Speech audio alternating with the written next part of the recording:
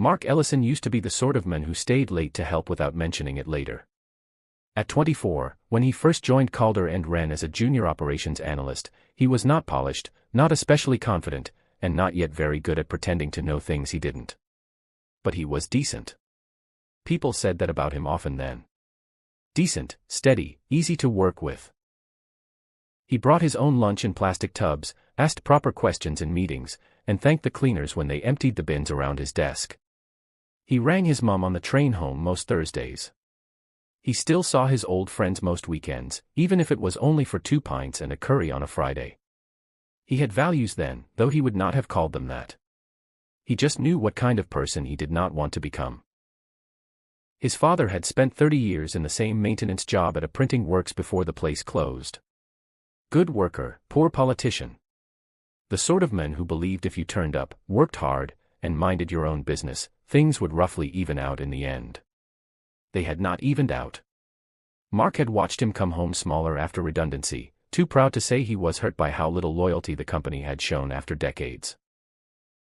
So when Mark started office work, he carried around a quiet little promise to himself: earn more, go further, but do not become one of those men who confuse title with character. For a while, he managed it.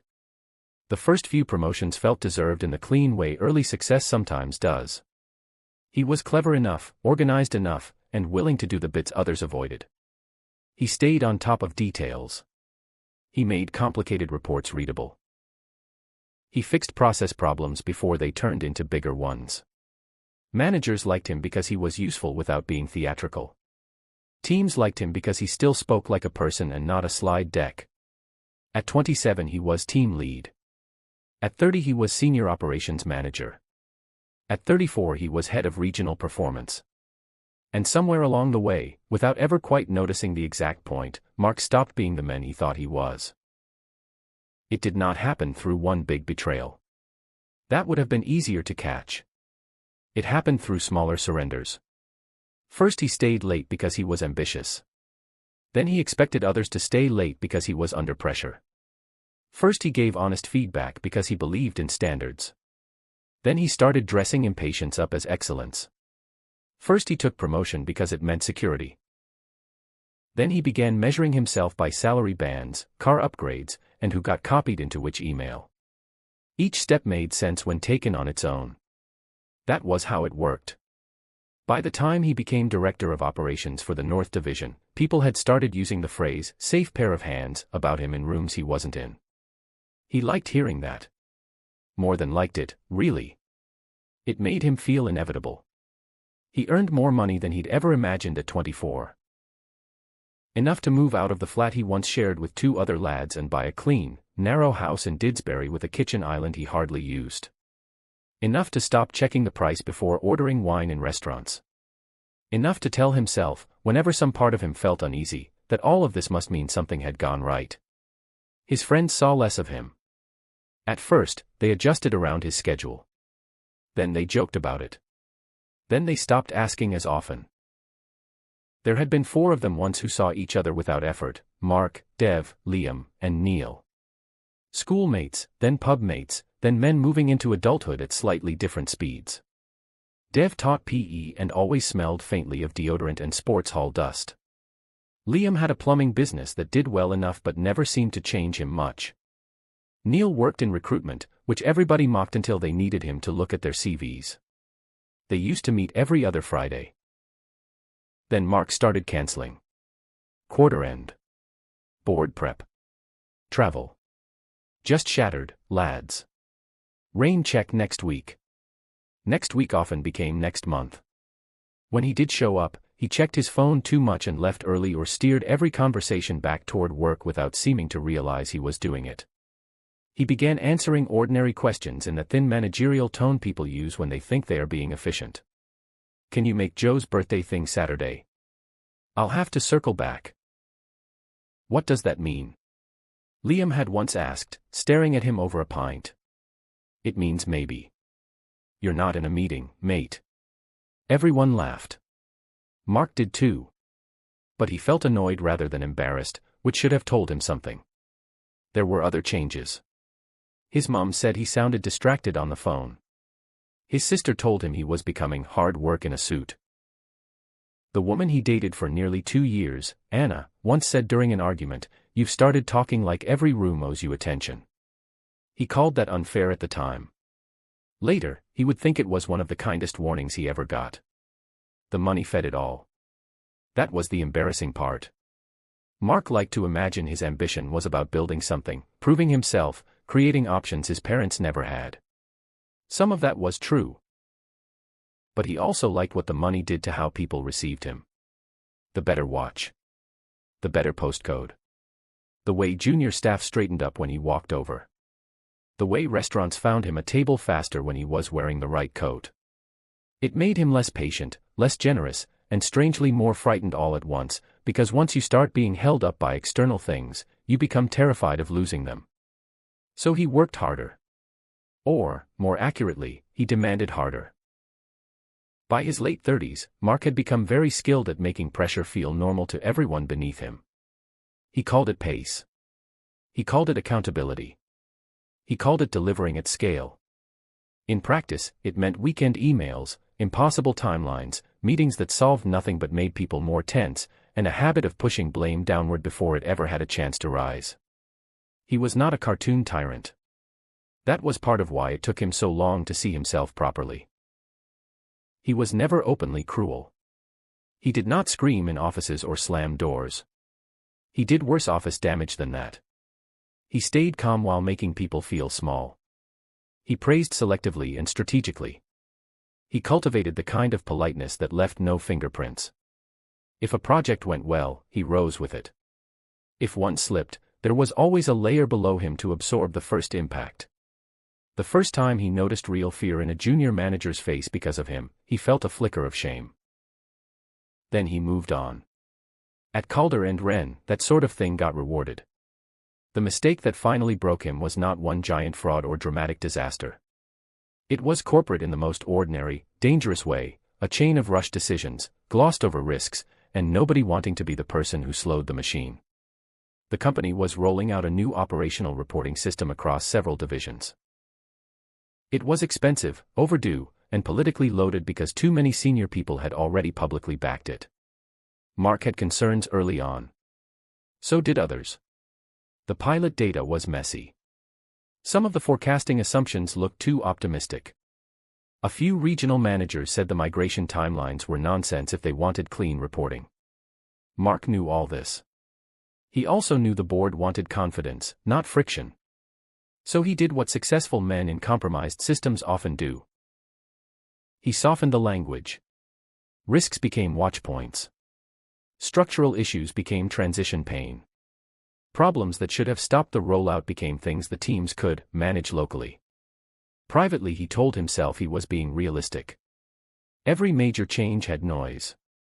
Every delivery had trade-offs. If he had fought every issue openly, he might have been labeled difficult. The project might have moved on without him. Someone else would have presented the cleaner version and he would have looked negative, cautious, small. He chose momentum over honesty. Then the numbers went wrong. Not instantly. For a few weeks, everything looked fine enough on the surface. Then one major client report missed critical errors. Then another. Then inventory forecasting across 2 regions failed badly because the new system had carried over mismatched assumptions nobody properly corrected. Contracts were affected. Penalties kicked in. Clients started asking sharp questions. Internally, everyone began pulling email chains and version histories like people checking exits in a fire. Mark knew before the meeting that he was in trouble. He just didn't realize how alone he was. The board review took place on a Wednesday morning in a glass room on the 6th floor. He went in with 3 folders, a prepared line about collective oversight, and the brittle confidence of a man who still thought his record would protect him. It didn't. One by one, people distanced themselves. The CFO said she'd relied on operational assurance from Mark's team. The program lead referred to regional confidence Mark had expressed in earlier steering meetings. Another director, who had nodded through half the same issues 6 weeks before, now spoke as if he had always urged caution. Even people who were not lying exactly were suddenly remembering the past in ways that placed them safely outside the blast radius. Mark tried to push back. Calmly at first. Then more directly. Those concerns were raised in shared forums. These timelines were agreed collectively. No one person signed this off in isolation. All true. None of it saved him. Because when an organization like that needs a shape for failure, it usually picks the person visible enough to matter and contained enough to lose. By Friday, he was on leave pending investigation. By the following Tuesday, after one short meeting with HR and a legal advisor whose expression suggested she had seen 100 men like him before, he was gone. Officially, it was a termination linked to leadership failures, poor risk escalation, and inadequate governance. Unofficially, he had been fed to the story because the story needed feeding. He drove home in the middle of the afternoon carrying 2 boxes, one with framed certificates and a paperweight he had never liked, another with cables, a mug, and a pair of expensive shoes he'd left under the desk for commuting. When he walked through his front door, the house felt absurd. Too tidy. Too bought. Too quiet. He set the boxes down in the hallway and stood there a long time, still in his coat, not moving. That was the first real crack. The second came over the next few weeks, when the calls didn't come. A few polite messages did. Sorry to hear it. Tough break. Let me know if you want to catch up. Most of those went nowhere. The colleagues who had once copied him into everything, who had laughed too loudly at his middling jokes, who had called him the backbone of the division, vanished almost overnight. Even those who did meet him for coffee treated him like a cautionary tale in expensive shoes. He could not even fully blame them. He had done the same thing, in smaller ways, to others. That realization arrived in layers and none of them felt noble. One afternoon, maybe 3 weeks after he lost the job, he ran into Claire Porter outside a Pret near St. Peter's Square. Claire had once worked under him, bright, sharp, good at calling nonsense politely. He had blocked her promotion 2 years earlier by describing her as not yet rounded enough for strategic visibility, which was management language for she challenges me in rooms where I prefer agreement. She saw him, paused, and said hello. He noticed, with some shame, that she looked good. Relaxed. Lighter than he remembered. They stood there awkwardly for a moment before she said, "How are you doing?" Mark nearly gave the polished version. Fine. Working through it. Taking stock. Instead he said, badly, if I'm honest. She nodded. Not cruelly. Not kindly either. Just honestly. I did wonder if this might happen, she said. He looked at her. Not the exact thing, she went on. But something. You stopped listening to people unless they were above you. There was no smart answer to that. Fair, he said quietly. Claire adjusted the strap of her bag. For what it's worth, I don't think you're a bad person. I think you got used to what the place rewarded. That sentence bothered him for days because it let him off a little and accused him more deeply at the same time. The physical humbling came in less dignified ways. He stopped sleeping properly.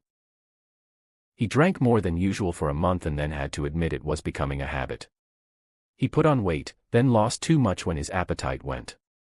He stopped going to the gym because he was embarrassed by how sluggish he felt, then started again after one alarming afternoon climbing his own stairs left him oddly breathless.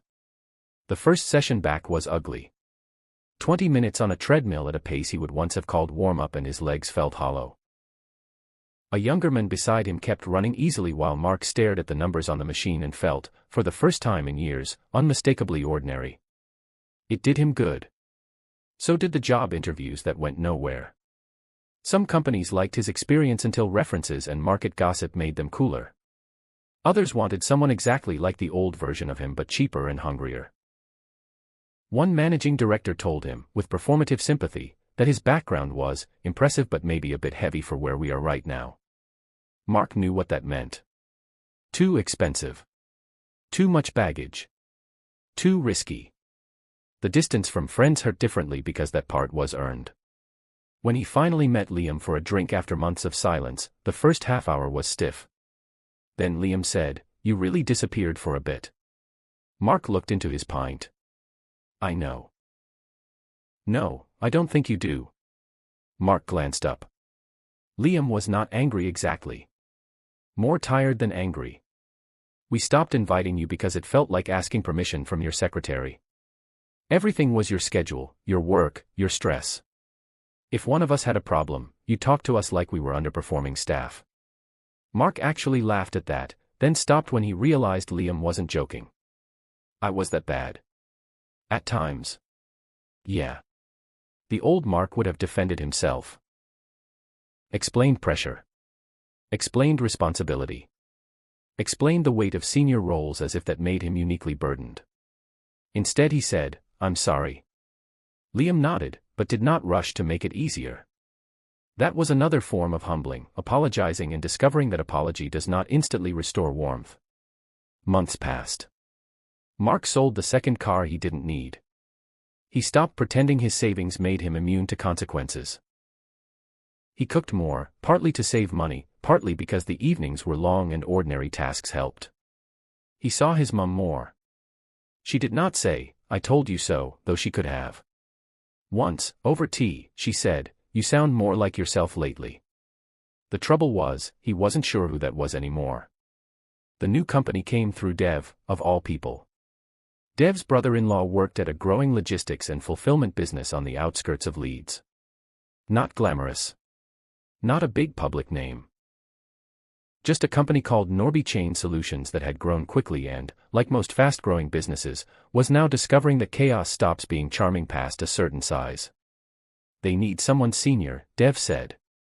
But not corporate, if you know what I mean.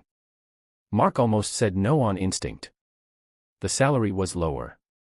The title, while still senior, lacked the shine he had once cared about. The office was smaller, the systems less polished, the whole thing less impressive to describe at dinner parties he no longer attended. Then he caught himself having the thought and felt embarrassed. He went to the interview.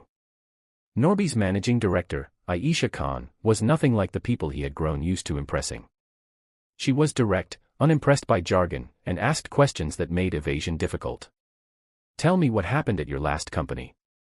He did. Not the legal version. Not the polished victim version either. He told her he had seen problems, softened them, and been too invested in staying aligned with power. He told her he had become too comfortable managing perception. He told her he had been part of the failure before he became the face of it. Aisha sat back and studied him. Why would I hire someone who knows he can drift like that? Because I know what it costs now, Mark said. It sounded rehearsed even though it wasn't. She must have thought so too, because she said, that's a nice line. Give me something less tidy. Mark took a breath. Because I was good at my job before I got too impressed by myself, he said. And I think I could be good at it again, if the goal is the work and not the status. That was the answer that got him hired. Not immediately. There were more interviews, more caution, more discussion. But a month later, he started as Operations Transformation Director on less money than his old package, a smaller bonus, and none of the shiny prestige markers he'd once used to reassure himself. The first few weeks were difficult in a way he had not expected. People had heard of him, or at least of what happened. Some were wary. A few older managers seemed to brace when he entered rooms, expecting the usual seniorman performance. Mark noticed how often he still wanted to interrupt, overdirect, or tidy other people's sentences into his own language. He had to catch himself constantly. At Calder and Wren, he had used silence as dominance. At Norby, he practiced using it to listen. At Calder and Wren, he had asked for updates to control blame. At Norby, he tried asking questions to understand what was actually broken. When a warehouse supervisor pushed back on one of his proposed reporting changes in the second month, Mark felt the old irritation rise immediately. He could almost hear the former version of himself preparing the smooth little shutdown. Instead he said, "Talk me through why you think it won't work." The supervisor, a woman called Jody who had been at the company 12 years and trusted nobody in a tie, looked surprised enough to be funny. She talked. Mark listened. She was right. His idea made sense on paper but ignored how goods were actually moved during peak hours. The old Mark would have defended the model because it was his. This Mark said, "Fine. Let's rework it around your floor reality." Jody gave him a long look, like she suspected a trick. There wasn't one. Change came slowly, which made it believable. He started leaving on time more often and discovered the place did not collapse without his evening surveillance. He learned the names of people on the warehouse floor instead of only the names of department heads. He apologized directly when he got something wrong. He gave credit in meetings without folding it into his own summary. When he felt the urge to send a sharp email late at night, he drafted it, left it, and often deleted half of it in the morning. None of this made him a saint. He was still impatient by nature. Still ambitious. Still capable of ego in the wrong conditions. But he had seen enough of his own uglier instincts now to distrust them. Aisha noticed. 6 months in.